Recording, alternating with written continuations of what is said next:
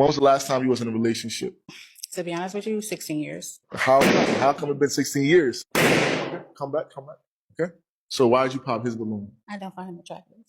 You didn't find him attractive and you didn't find him attractive, right? So what is your type? I kind of like gorgeous men. Gorgeous men. A rating from a scale, like would you 10 plus. You wanted somebody that's 10 plus? Wow. So you typically date 10 plus men? Stop the cap.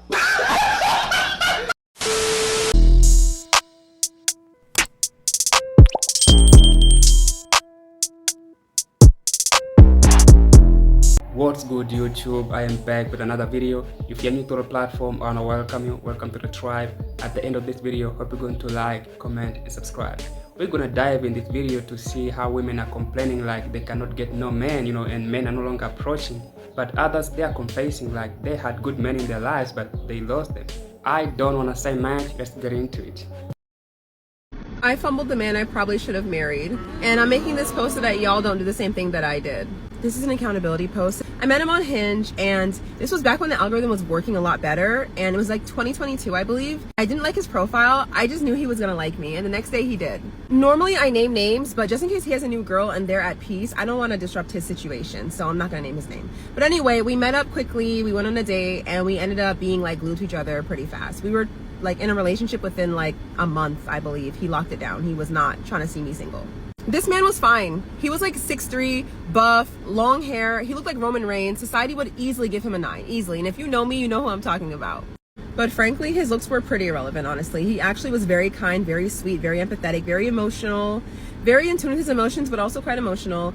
And, he just had a lot of very positive traits. The number one being, he did not play about me at all. We went to brunch with his brother and sister-in-law, and they were kind of cold, like not really like, I don't know, warming up to me. And he called that out immediately. He was like, absolutely not. When his brother was not trying to get to know me after like we had met, he was like, can you put more effort in with Britt? Like, that's my girl. Like, put some respect on Britt's name. Like, he did not play about me at all. I had never in my life dated a man like that. I had never dated a man who was on my side.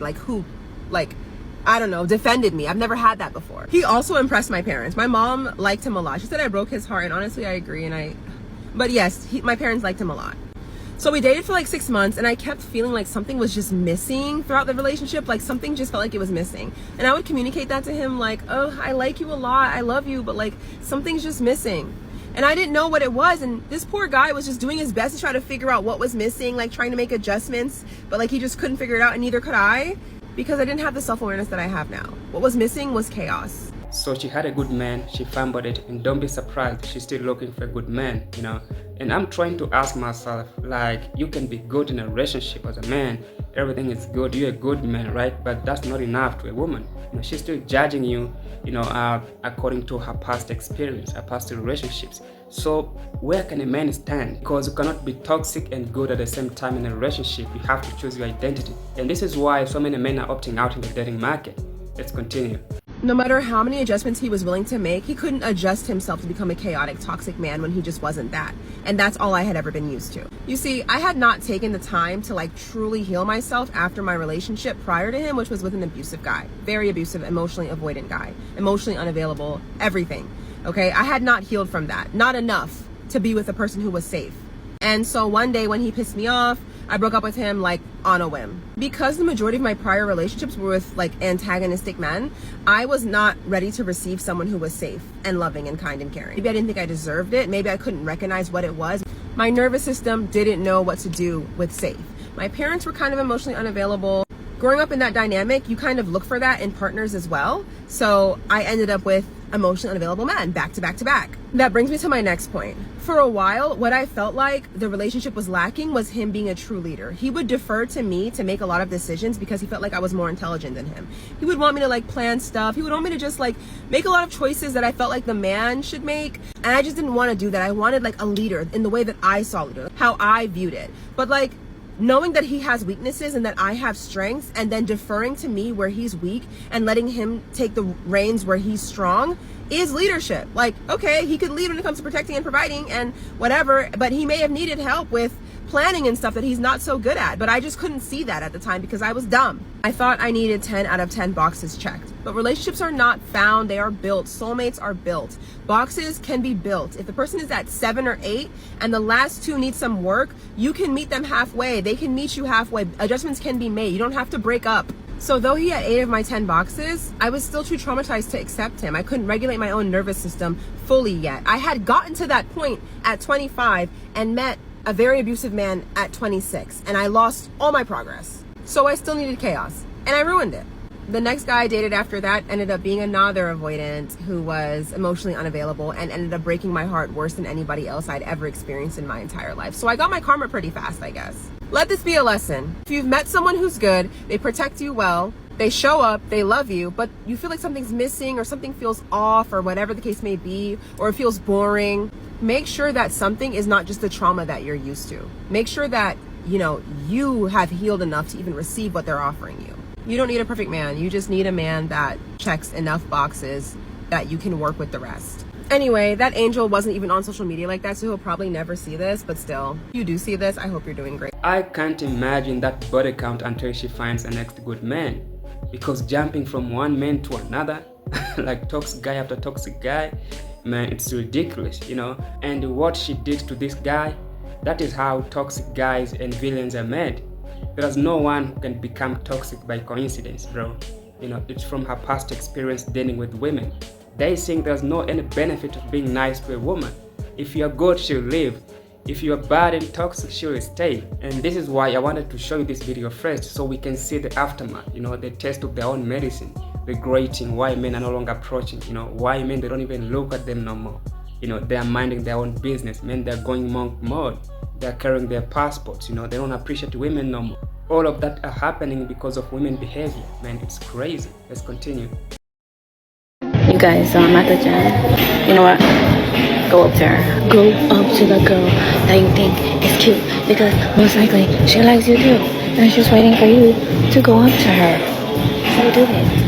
I just need to know from a men's perspective, are y'all waiting on girls to talk to you first? Like, are you waiting on a girl to ask you on a date first? Because that's crazy to me. Like, when you're out in public and you're making eyes with a girl and you're like making it known that you're attracted to her, but you're not gonna say something, how are you not gonna say something? Where are the huevos? Where are the huevos these days? I feel like there's so many times that guys want to say something to girls and they don't. Like, is there a guy watching this that can give us some insight? Like, why don't you just do it? Why don't you just do it? Are you scared? Are you waiting for her to say something first? I like my man to be assertive and dominant. If you want to say something to me, say something to me. I'll give you the opportunity. I'll put my phone down. I'll drop the handkerchief. But I'm not gonna do it first. Should that not just be like the standard? Am I tripping? So men looking for casual dates and our relationships is down 50%. I asked a bunch of girls, when was the last time a man approached you at a bar and started talking to you? Guys, just don't approach anymore. Can somebody explain to me why I don't get approached in public? Like, do I look mean or something? I don't know. So I saw a study that almost half of men aged 18 to 25 have never approached a woman in person. And let me tell you, that was literally the most disheartening statistic as someone who's in that age group and who just deleted all her dating apps because she wants to meet someone in real life. I have a question for the men.